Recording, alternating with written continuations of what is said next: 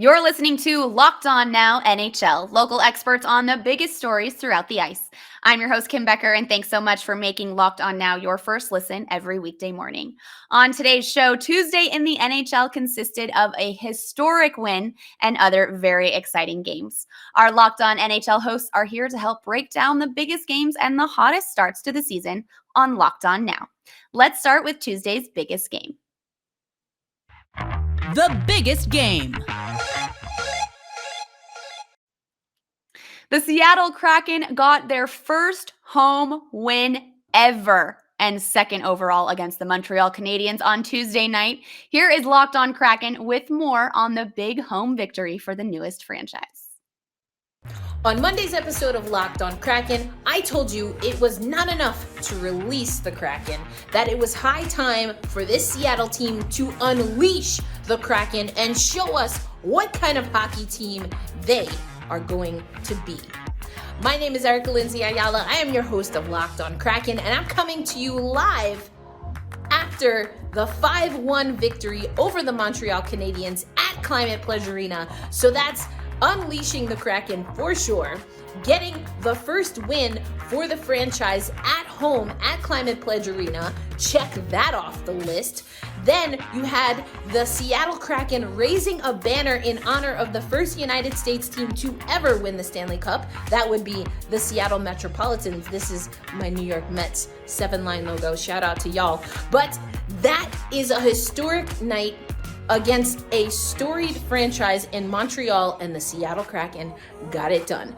If last game in a loss was the closest that they've been to a 60-minute game, this one blows it out the water. Philip Grubauer was your starting goaltender, 23 saves. Tanev scored his 5th goal of the season. He scored 2, as I mentioned, in this game. That's already almost as many goals, 7, that he scored last season with Pittsburgh. This team is starting to show who they are. Yanni Gourde gets his first Seattle Kraken goal.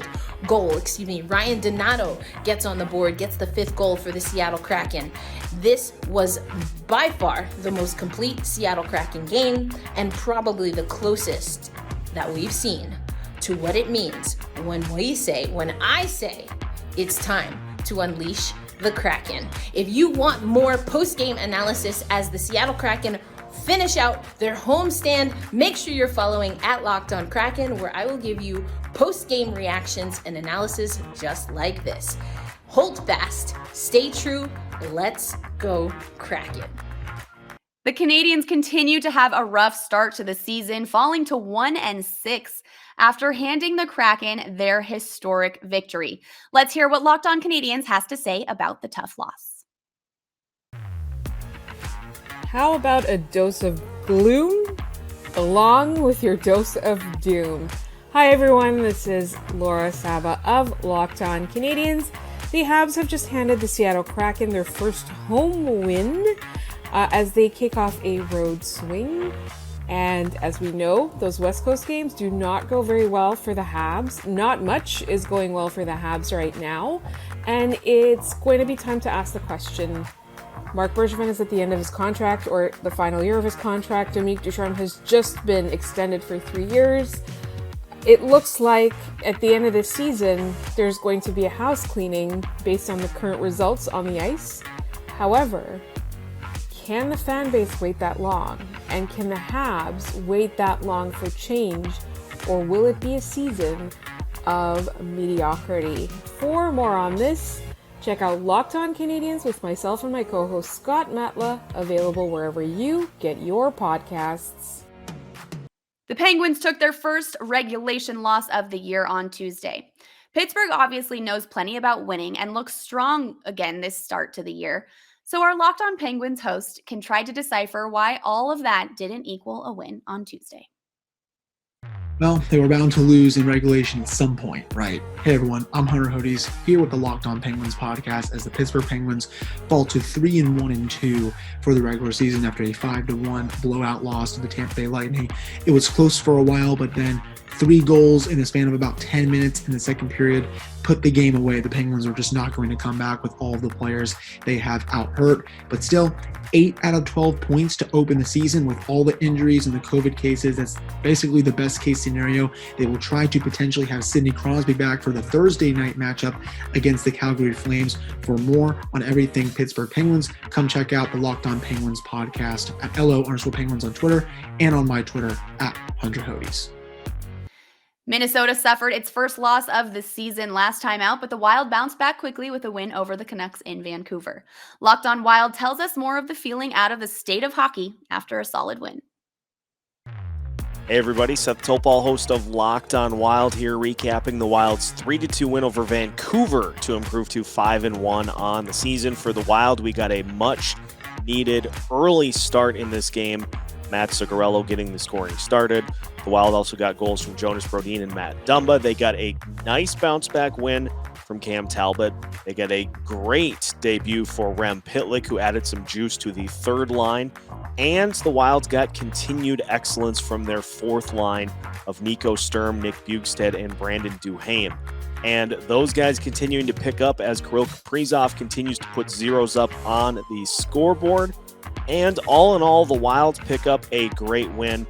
Effort is back. We'll see if the Wild can keep the road trip going to improve to 2-0 with hopefully a win against Seattle on Thursday.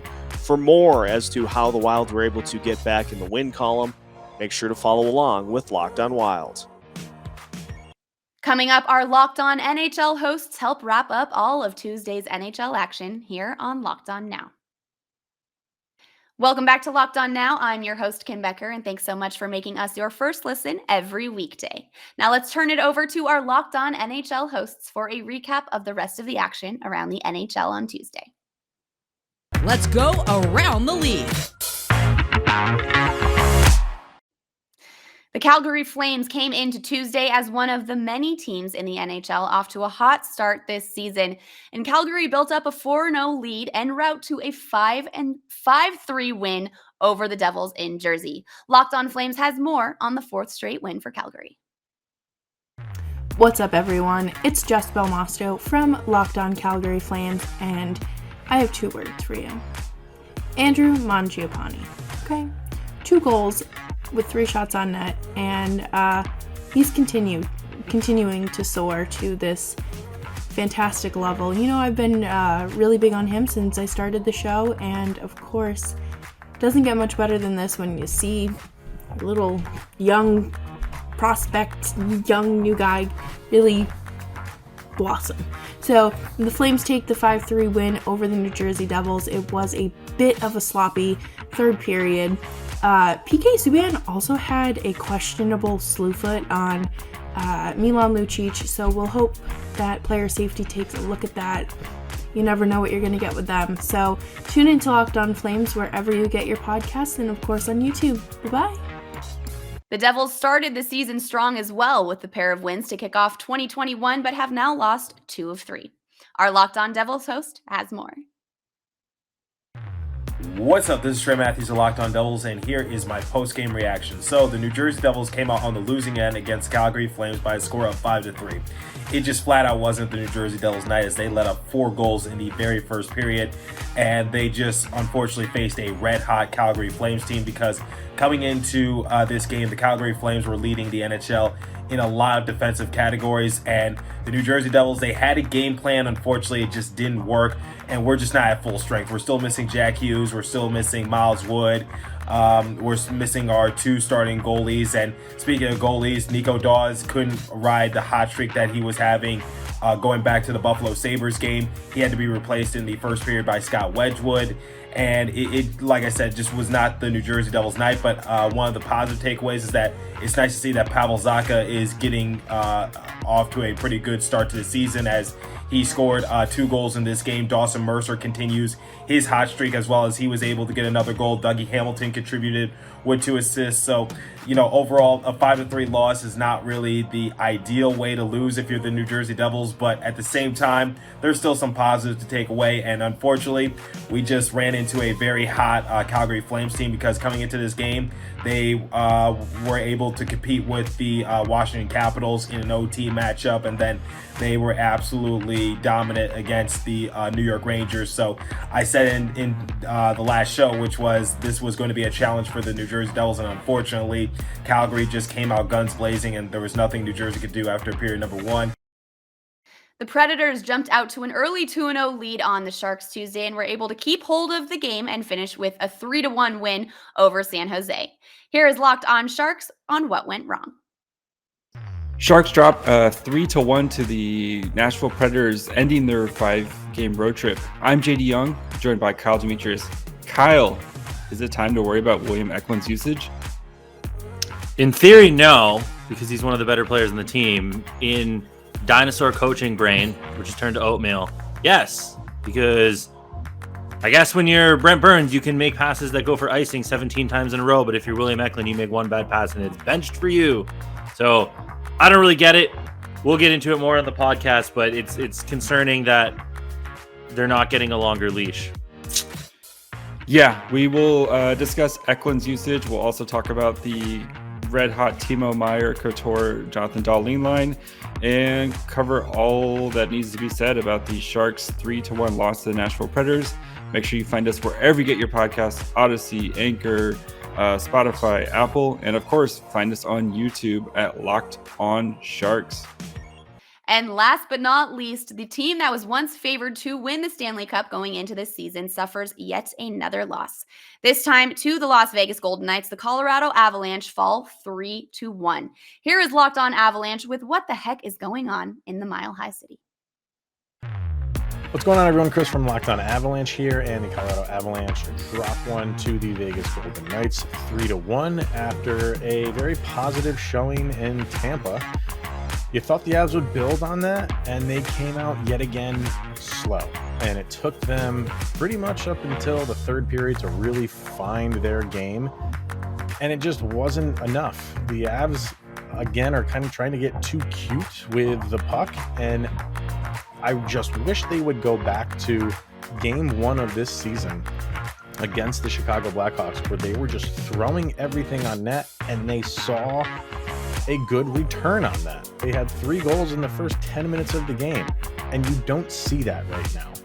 They're trying to get the perfect pass, the perfect opportunity, and the perfect shot, and it's not happening. And good things are happening when they do crash the net. Their forecheck got better as the game went on, but you're going up against a good team. Despite Vegas being down key players, they still have good players out on the ice, and the Avs just could not figure out ways to get past them and get past Robin Lehner. So a frustrating game for the Avs, a very bad call against Jack Johnson that got him a game misconduct.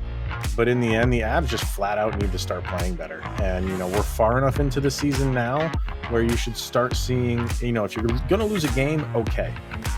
But if you lose a game and you don't play up to your ability, that's where it gets frustrating.